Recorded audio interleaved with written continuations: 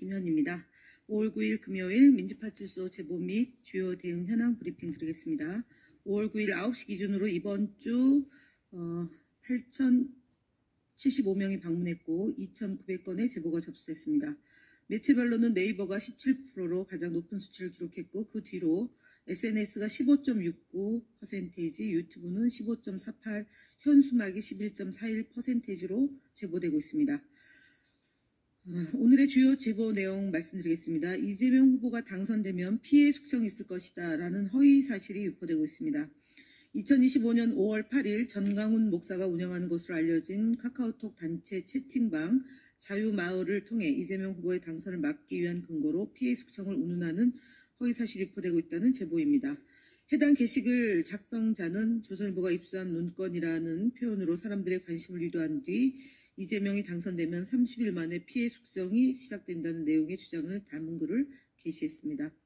이재명을 막지 않으면 당신의 SNS, 투표, 가족 등이 숙청 대상이 될 수 있다라는 허위 사실을 사실인 양 기정사실화하며 국민들에게 불안과 유화감을 조성하고 있습니다.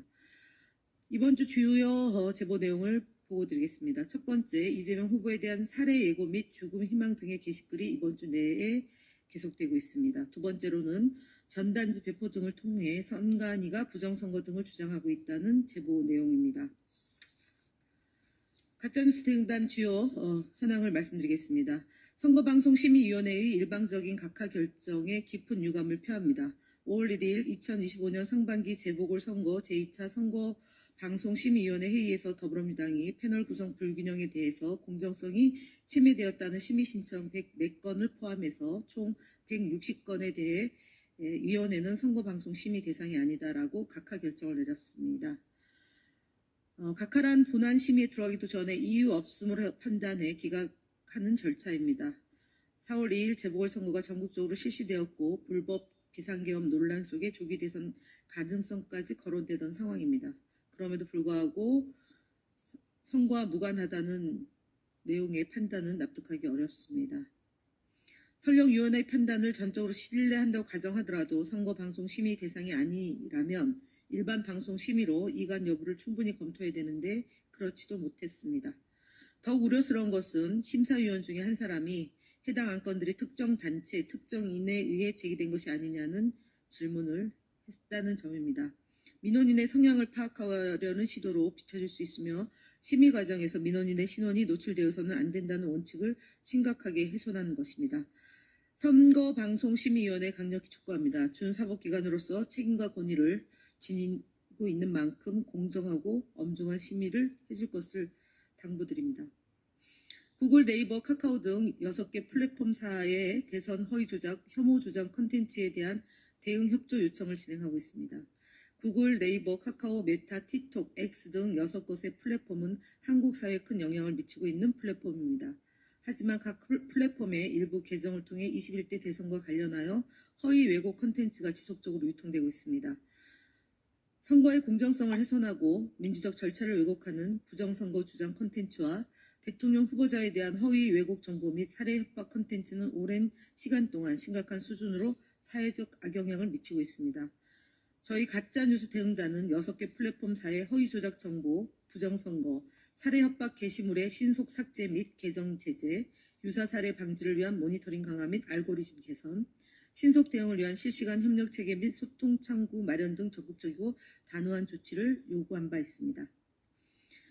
5월 8일 언론중재위 심리 결과를 보고드리겠습니다. 4월 5일 매일신문에 현재 민주당에도 책임 물어 의회 민주주의 복원해야 보도와 관련하여 헌법재판소의 파면 결정이 민주당에게도 책임이 아니라 전적으로 윤석열 정권의 불법 비상계엄 때문이라는 민주당 측의 입장을 반론 보도 게재하는 데 합의했습니다.